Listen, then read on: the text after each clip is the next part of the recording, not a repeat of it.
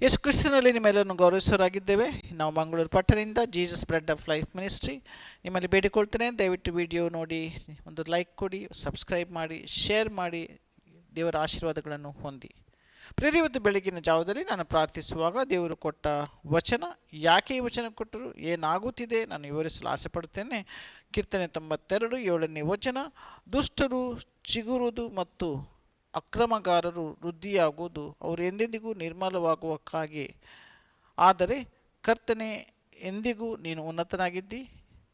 ಇಗೋ ಓ ಕರ್ತನೆ, ನಿನ್ನ ಶತ್ರುಗಳು, ಓ ಕರ್ತನೆ, ಇಗೋ ನಿನ್ನ ಶತ್ರುಗಳು ನಾಶವಾಗುವವರು, ಅಕ್ರಮ ಮಾಡುವವರೆಲ್ಲರೂ ಚದರಿ ಹೋಗುವರು.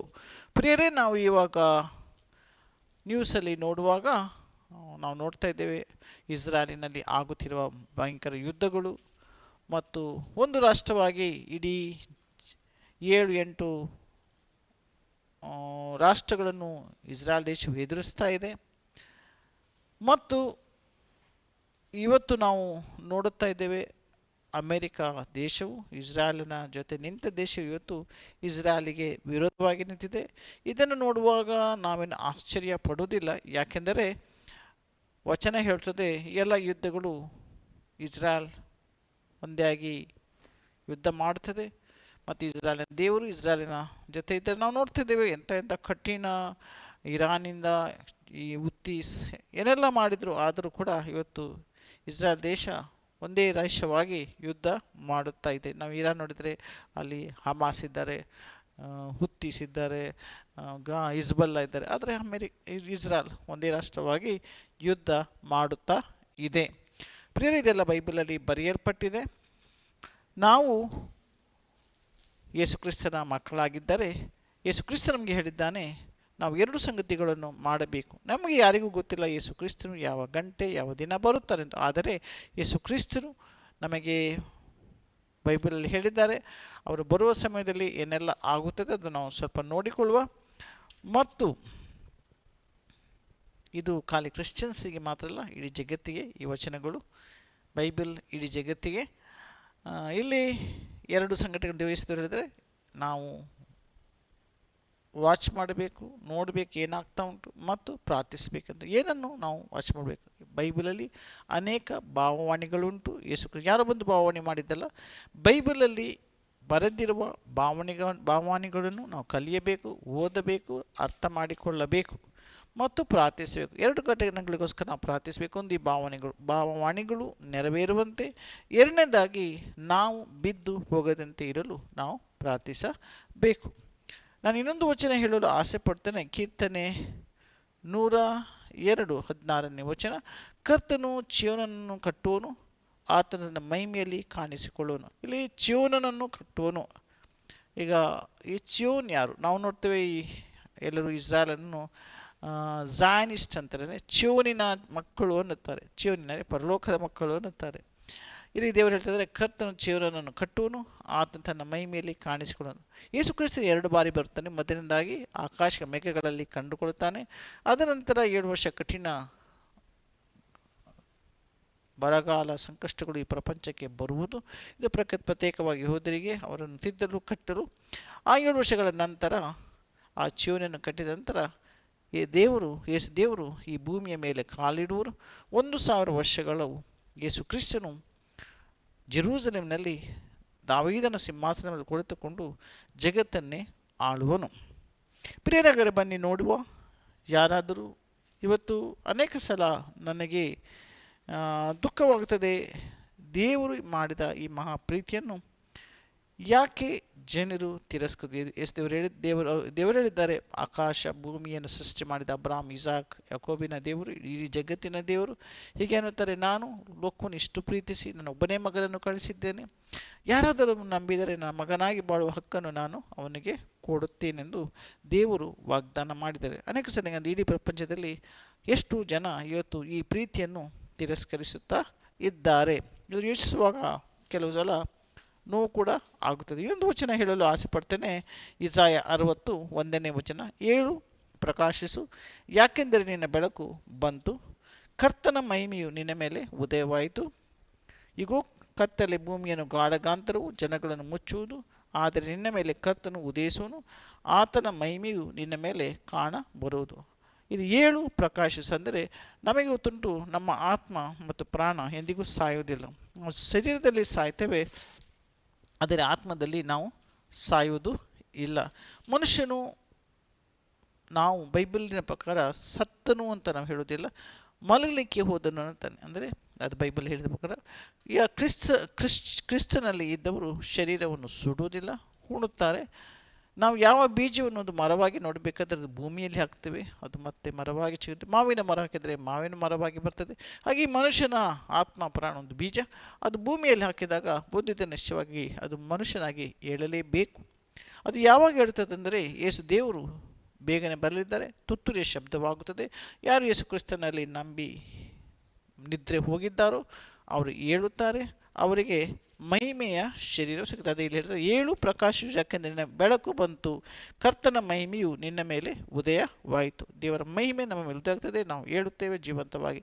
ಯೇಸು ಕ್ರಿಸ್ತನು ಸತ್ತು 3 ದಿನ ದಫನ ಮಾಡಿದಾಗ 3 ದಿನ ಜೀವಂತವಾಗಿ ಎದ್ದವನು ಮೊದಲನೇ ಫಲ ಯೇಸು ಕ್ರಿಸ್ತನು ಮಾತ್ರ. ಯೇಸು ಕ್ರಿಸ್ತನು ಪರಲೋಕದಿಂದ ಇಳಿದು ಬಂದದ್ದು, ಯಾವ ದೇಶದಿಂದವಲ್ಲ, ಪರಲೋಕದಿಂದ. ಪಾಪವಿಲ್ಲದವನು ಪರಲೋಕದಿಂದ ಇಳಿದು ಬಂದು ನಮಗೋಸ್ಕರ ನಮ್ಮ ಪಾಪಗೋಸ್ಕರ ನಮ್ಮ ಶಾಪ ದುಃಖ ಎಲ್ಲವನ್ನು ಹೊತ್ತು ಸತ್ತು ದಫನ ಮಾಡಿದಾಗ 3ನೇ ದಿನ ದೇವ ತಂದೆ ಅವರನ್ನು ಎಬ್ಬಿಸಿದರು. ಇವತ್ತು ಆ ಯೇಸು ದೇವರು ನಮ್ಮನ್ನು ಕೂಡ ಎಬ್ಬಿಸಲು ಯಾರವನಲ್ಲಿದ್ದಾರೋ ಅವನು ನಂಬುತ್ತಾರೆ, ಅವನೊಬ್ಬನೇ ದೇವರೆಂದು ಬಾಳುತ್ತಾರೆ, ಅವನನ್ನು ಎಬ್ಬಿಸಲು ಬರಲಿದ್ದಾರೆ. ಅದು ಬೇಗನೆ, ಸಮಯ ಬಹಳ ಹತ್ತಿರ. ಅದ ನಂತರ ಈಗ ಕತ್ತಲೆ ಭೂಮಿಯನ್ನು ಗಾಢಗಂತರವಾದ ಇಡೀ ಭೂಮಿಯ ಮೇಲೆ 7 ವರ್ಷ ಕಠಿಣ ವರ್ಷಗಳು ಬರುತ್ತವೆ. ಅದು ಬಹಳ ಸಂಕಷ್ಟದ ದಿನಗಳಾಗಿದ್ದಾವೆ. ನಾವು ಇವತ್ತು ಯೇಸು ದೇವರು ನಂಬಿ ಪರಲೋಕ ದಾರಿಯನ್ನು ಹಿಡಿಯುವುದು ಬಹಳ ಉತ್ತಮವಾಗಿದೆ. ಅದು ನಮ್ಮ ಪ್ರಾರ್ಥನೆ, ಯಾರಿಗೂ ಒತ್ತಾಯವಿಲ್ಲ. ಕಲಿಸುವುದು, ತಿಳಿಸುವುದು, ಬೋಧಿಸುವುದು, ಪ್ರಚಾರಿಸುವುದು ನಮ್ಮ ಕರ್ತವ್ಯವಾಗಿದೆ. ನಾವೀಗ ನೋಡುವ ಯೇಸು ದೇವರು ಯಾರಿಗೂ ಗೊತ್ತಿಲ್ಲ ಯಾವ ದಿನ ಮತ್ತು ಗಂಟೆ ಗೊತ್ತಿಲ್ಲ, ಆದರೆ ಸಮಯ ನಮಗೆ ಗೊತ್ತುಂಟು. ಈಗ ಆಗುತ್ತಿರುವ ಎಲ್ಲ ಘಟನೆಗಳು ನಾವು ನೋಡುವಾಗ ನಾವು ನಂಬುವರಾಗಿದ್ದೇವೆ, ಯೇಸು ಕ್ರಿಸ್ತನು ಬೇಗನೆ ಬರಲಿದ್ದಾನೆ. ನಾವು ಕೆಲವು ಚಿಹ್ನೆಗಳು ಯೇಸು ದೇವರು ಹೇಳಿದ್ದನ್ನು ನೋಡುವ. ಮತ್ತಾಯ 24ನೇದಲ್ಲಿ ಯೇಸು ದೇವರು ಹೇಳಿದ್ದಾರೆ, ಅಲ್ಲಿ 6ನೇ ವಚನ, ಯುದ್ಧಗಳು ಸುದ್ದಿಗಳು ನೀವು ಕೇಳುವಿರಿ. ನಾವಿವತ್ತು ನೋಡ್ತಾ ಇದ್ದೇವೆ, ಭಯಂಕರ. ಅಲ್ಲಿ ಇಲ್ಲಿ ನಾನು ಕೇಳಿದೆ 51 ದೇಶಗಳಲ್ಲಿ ಯುದ್ಧ ಆಗ್ತಾಯಿದೆ, ಮತ್ತು ಈ ಯುದ್ಧಗಳ ಸುದ್ದಿಗಳು ತುಂಬ ಭಯಂಕರ. ಅಲ್ಲಿ ಯುದ್ಧ, ಇಲ್ಲಿ ನೋಡಿ ಕೇಳ್ತೇವೆ, ಚೈನಾ ತೈವಾನ್ ಯುದ್ಧ ಆಗ್ತದೆ, ಅಲ್ಲಿ ಯುದ್ಧ ಆಗ್ತದೆ, ಇಲ್ಲಿ ಯುದ್ಧ ಆಗ್ತದೆ, ಪಾಕಿಸ್ತಾನ, ಇಂಡಿಯಾ, ನಾವು ಕೇಳ್ತಾನೆ ಇದ್ದೇವೆ. ಈ ರೂಮರ್ಸ್ಗಳು ಹೆಚ್ಚೆಚ್ಚು ಇವತ್ತು ಮೀಡಿಯಾ ಭಯಂಕರವಾಗಿ ಮಾತನಾಡ್ತದೆ. 7ನೇ ವಚನ, ಯಾಕೆಂದರೆ ಜನಾಂಗಕ್ಕೆ ವಿರೋಧವಾಗಿ ಜನಾಂಗವು, ರಾಜ್ಯಕ್ಕೆ ವಿರೋಧವಾಗಿ ರಾಜ್ಯವು ಏಳುವು, ಅಲ್ಲಲ್ಲಿ ಬರಗಳು, ಘೋರವಾದಿಗಳು ಮತ್ತು ಭೂಕಂಪಗಳು ಆಗುವು. ನಾವು ನೋಡ್ತೀವಿ, ರಾಜ್ಯಗಳು ರಾಜ್ಯಕ್ಕೆ ವಿರುದ್ಧವಾಗಿ ಹೇಳುವರು, ಜಾತಿಗೆ ಜಾತಿ ವಿರುದ್ಧವಾಗಿ ಹೇಳುವುದು, ಮತ್ತು ಬರಗಾಲವು, ಭೂಕಂಪಗಳು ಹೆಚ್ಚಾಗ್ತಾ ಇದ್ದೇವೆ, ರೋಗಗಳು ಹೆಚ್ಚಾಗುತ್ತವೆ. ನಾನು ಕೇಳಿದೆ 148 ಮಿಲಿಯನ್ ಮಕ್ಕಳು ಬಡತನದಲ್ಲಿ, ಆಹಾರವಿಲ್ಲದೆ ಇಡೀ ಪ್ರಪಂಚದಲ್ಲಿ ಗ್ಲೋಬಲ್ ಇವರ ಹೇಳುವಿಕೆ ಪ್ರಕಾರ, ಗ್ಲೋಬಲ್ ಹಂಗರ್ ಇವರ ಹೇಳುವಿಕೆ ಪ್ರಕಾರ 148 ಮಿಲಿಯನ್ ಮಕ್ಕಳು ಬಡತನದಲ್ಲಿ ಹೊಟ್ಟೆಗಿಲ್ಲದೆ ಇದ್ದಾರೆ. ಮತ್ತು ನಾವು ನೋಡ್ತಾ ಇದ್ದೇವೆ ಪರ್ಸಿಕ್ಯೂಷನ್, ಯೇಸು ಕ್ರಿಸ್ತನಲ್ಲಿ ಇದ್ದವರಿಗೆ ಭಯಂಕರ. ಇಲ್ಲಿ ಯೇಸು ದೇವರು ಹೇಳ್ತಾರೆ, ಅಲ್ಲಿ ನೋಡುವ ಮುಂದೆ ಯುದ್ಧಗಳು, ಯಾಕಂದ್ರೆ 8ನೇ ಇವೆಲ್ಲವುಗಳ ಸಂಕಟಗಳು ಆರಂಭವಾಗುವು.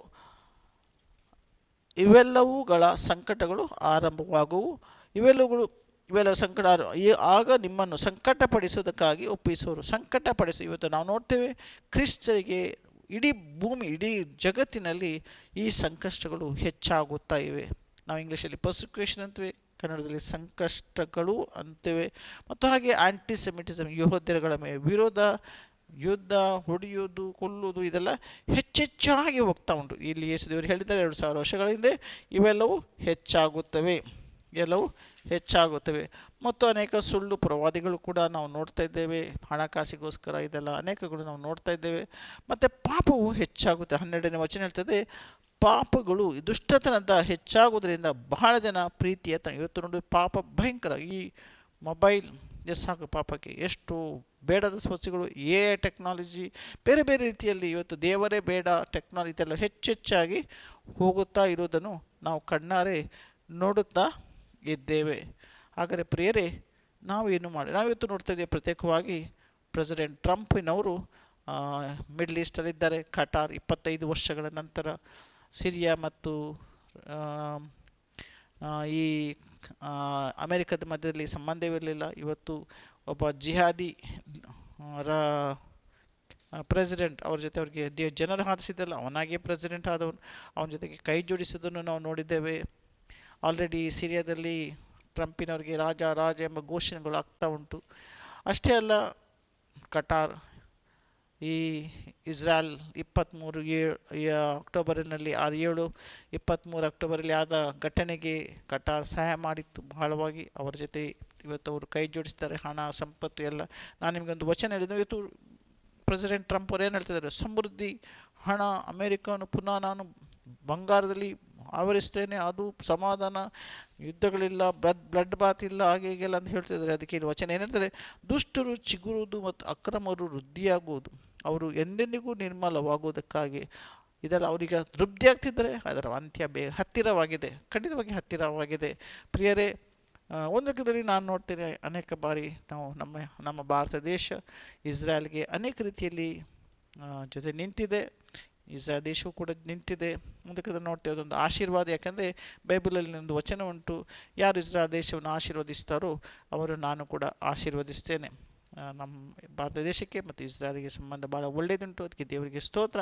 ಅದರ ಮುಂದೆ ಕೂಡ ಅದು ನಡೀತದೋ ನಡೆಯೋದಿಲ್ಲವೋ ಅದು ನನಗೆ ಗೊತ್ತಿಲ್ಲ. ಯಾಕಂದರೆ ವಚನ ಬೈಬಲ್ ಹೇಳ್ತದೆ, ಎಲ್ಲ ರಾಷ್ಟ್ರಗಳು ಇಸ್ರಾಯಲ್ಗೆ ವಿರುದ್ಧವಾಗಿ ಹೋಗುತ್ತವೆ. ಈಗ ನಾವು ನೋಡ್ತಿದ್ದೇವೆ, ಜೆರುಸಲೇಮನ್ನು ಪ್ಯಾಲೆಸ್ಟೈನ್ ಒಂದು ರಾಷ್ಟ್ರ 2 ರಾಷ್ಟ್ರಗಳು ಮಾಡಲಿಕ್ಕೆ ಭಾಳ ಪೇಚಾಡ್ತಾ ಉಂಟು. ಬರುವ ತಿಂಗಳಲ್ಲಿ ಮೀಟಿಂಗ್ ಉಂಟು, UN ಮೀಟಿಂಗ್ ಉಂಟು. ದಾನಿಯೇಲ್ ಪ್ರವಾದಿಯ ಪ್ರವಾದನೆ ನಿಶ್ಚಯವಾಗಬಹುದು. ನಾವೀಗ ಏನು ಮಾಡಬೇಕು? ನಾವು ಜಾಗೃತಿಯಾಗಿರಬೇಕು, ವಚನಗಳನ್ನು ಧರಿಸಿಕೊಳ್ಳಬೇಕು. ಮತ್ತು ಒಂದು ವೇಳೆ ನೀವು ಯೇಸು ಕ್ರಿಸ್ತನನ್ನು ನಂಬಿಲ್ಲ, ಯೇಸು ಕ್ರಿಸ್ತನಿಗೆ ಯಾರೆಂದು ಗೊತ್ತಿಲ್ಲ, ನಾನು ನಿಮ್ಮಲ್ಲಿ ಕೇಳಿಕೊಡ್ತೇನೆ. ಯಾಕಂದರೆ ನರಕ ಕಠಿಣವಾಗಿದೆ. 2 ಜಾಗ ಉಂಟು, ನರಕ, ಪರಲೋಕ. ಪರಲೋಕದಿಂದ ಬಂದಾತನು ಯೇಸು ಕ್ರಿಸ್ತನು. ಅವನು ಯಾರವನ್ನು ನಂಬುತ್ತಾನೆ ಅವನೇ ಹೇಳ್ತಾರೆ, ಯೇಸು ಕ್ರಿಸ್ತರೇ ಹೇಳುತ್ತಾರೆ, ನಾನೇ ಸತ್ಯ, ನಾನೇ ದಾರಿ, ನಾನೇ ಜೀವ. ನರಕ ದೇವರು ಮನುಷ್ಯನಿಗಾಗಿ ಮಾಡಿದ್ದಲ್ಲ, ಸೈತಾನನಿಗೋಸ್ಕರ. ಯಾರು ಸೈತಾನ? ಕೆರೋಬ್ ಅನ್ನುತ್ತೆ, ಕೆರೋಬಿ. ಮಹಾದೂತನಾಗಿದ್ದನು, ಸುಂದರನಾಗಿದ್ದನು, ಜ್ಞಾನವಂತನಾಗಿದ್ದನು. ಅವನಲ್ಲಿ ಪಾಪ ಇರುವ ತನಕ ನಂತರ ಅವನನ್ನು ಕೆಳಗೆ ಎಸೆಯಲಾಯಿತು. ಪಾಪ ಬಿದ್ದ ಮೇಲೆ ಅವನನ್ನು ಈಗ ಜ್ಞಾನವಂತನೂ ಅಲ್ಲ, ಅವನು ಸುಂದರ ಕೂಡ ಇಲ್ಲ. ಪಾಪ ಅವನ ಸ್ವರೂಪ ಕಳೆದು ಹೋಗಿದೆ. ಯಾಕಂದರೆ ದೇವರ ಜೊತೆ ಅವನಿಗೆ ಸಂಬಂಧ ಇಲ್ಲ. ಅವನಿಗೋಸ್ಕರ ಮತ್ತು ಅವನ ಜೊತೆ ಬಿದ್ದು ಹೋದ ದೂತರಿಗೋಸ್ಕರ ಮಾಡಿದ ನರಕವಾಗಿದೆ.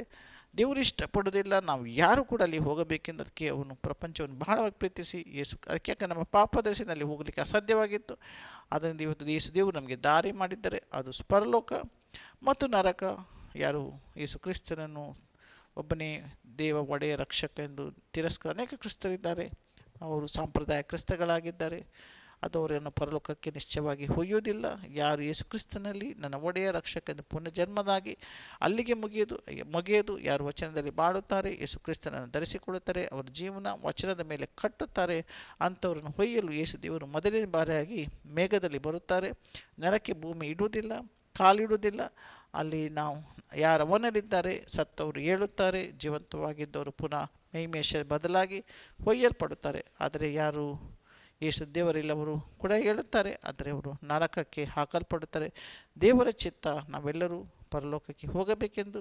ಪ್ರೇರಿದ ಒತ್ತಾಯ ಯಾರಿಗೂ ಮಾಡುವುದಿಲ್ಲ. ಯಾಕಂದರೆ ಯೇಸು ದೇವರು ಹೇಳಿದ್ದಾರೆ, ಹೋಗಿ ಸುವಾರ್ತೆಯನ್ನು ಸಾರಿ, ಯಾರು ನಂಬುತ್ತಾರೋ ಅವರು ರಕ್ಷಣೆ ಹೊಂದುತ್ತಾರೆ, ಅವರನ್ನು ಶಿಷ್ಯರನ್ನಾಗಿ ಮಾಡಿ ಬೋಧಿಸುವುದು ನಮ್ಮ ಕರ್ತವ್ಯ, ಸುವಾರ್ತೆ ಸಾರಿಸುವುದು ನಮ್ಮ ಕರ್ತವ್ಯ. ಯಾಕಂದರೆ ಅಪೊಸ್ತಲ ಪೌಲನು ಹೇಳುತ್ತಾನೆ, ಈ ಸುಂದರವಾದ ಸುವಾರ್ತೆಯನ್ನು ಸಾರದಿದ್ದರೆ ನಾನು ಶಾಪಗ್ರಸ್ತನೆಂದು. ಅದರಿಂದ ನಾವು ವಿಶ್ವಾಸಿ ಕ್ರಿಸ್ತನನ್ನು ಪಡೆದವರು ಈ ಸುವಾರ್ತೆಯನ್ನು ಸಾರದಿದ್ದರೆ ದೇವರ ಮುಂದೆ ನಾವು ಶಾಪಗ್ರಸ್ತರಾಗುತ್ತೇವೆ.